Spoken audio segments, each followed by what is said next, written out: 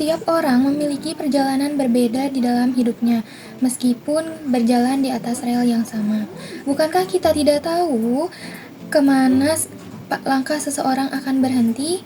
Masing-masing dari kita memiliki perjalanan yang berbeda dengan tujuan dan tanggung jawabnya masing-masing.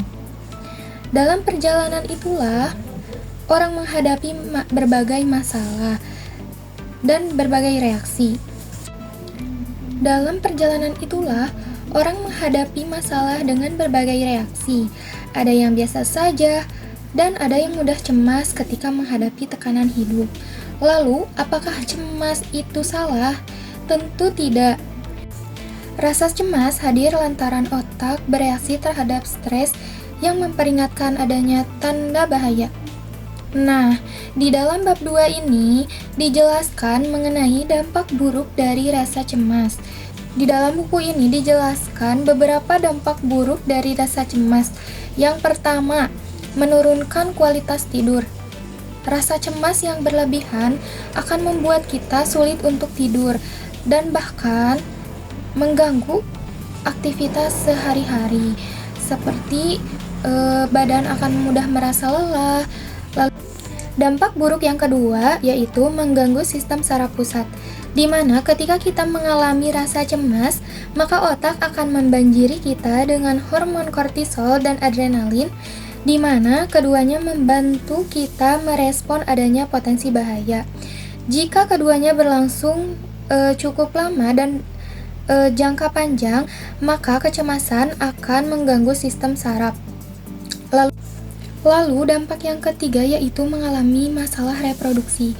Ketika mengalami kecemasan berlebihan, maka berpengaruh terhadap peningkatan hormon kortisol, di mana paparan terhadap kortisol ini dapat menurunkan kadar hormon reproduksi sehingga menyebabkan berkurangnya ovulasi dan kacaunya siklus menstruasi. Lalu dampak buruk yang keempat yaitu meningkatkan resiko penyakit kardiovaskular. Cemas memicu tubuh berada di dalam level waspada. Biasanya pada hal ini akan dibarengi dengan adanya peningkatan detak jantung, lalu nyeri dada dan jantung berdebar-debar. Apabila berlangsung terus-menerus, maka akan meresiko meningkatkan penyakit jantung koroner, di mana hal tersebut akan sangat berbahaya dan mengganggu kesehatan. Lalu yang kelima yaitu memicu masalah pencernaan. Ketika seseorang merasa cemas, maka kita biasanya kehilangan nafsu makan. Namun bisa juga dibarengi dengan rasa mual, terus sakit perut, diare, dan gangguan pencernaan yang lain. Yang kelima yaitu memicu masalah pencernaan.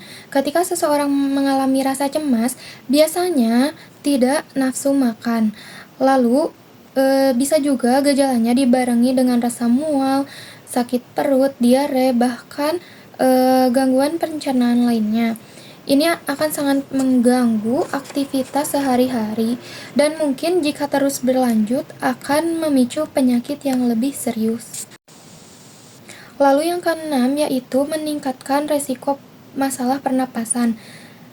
Gejala yang muncul ketika merasa cemas yaitu salah satunya adalah meningkatnya pernapasan, di mana nafas menjadi lebih cepat atau mungkin bisa lebih lambat. Khususnya pada penderita penyakit asma mungkin dapat memperburuk keadaan. Lalu yang terakhir yaitu melemahkan sistem imun tubuh, di mana ketika kita mengalami rasa cemas yang terus berulang-ulang, maka sistem kekebalan tubuh kita akan menurun, sehingga dapat menyebabkan tubuh melemah dan mudah sakit.